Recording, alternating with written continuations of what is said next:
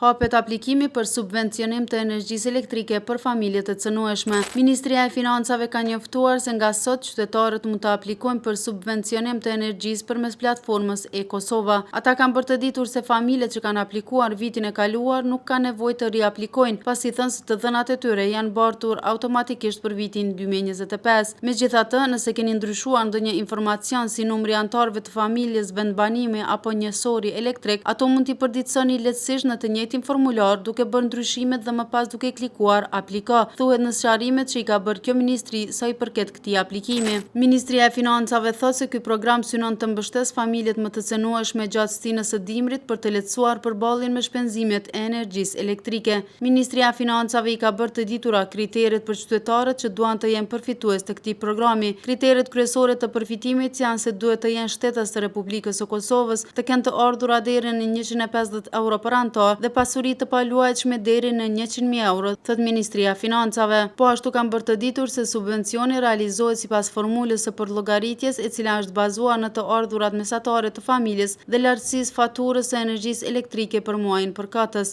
Aplikimi mbetet i hapur për 6 muaj, por i ftojmë të gjithë aplikuesit të rinj dhe ata të vitit të kaluar që kanë ndryshime në të dhënat e tyre që të aplikojnë në muajin tetor, pasi pagesat e tyre në mënyrë retroaktive nuk do të realizohen, thuhet në njoftimin që ka shpërndarë Ministria e Financave lidhur me hapjen e aplikimit për programin për mbrojtjen e konsumatorëve të cënueshëm të energjisë elektrike 2025-2026.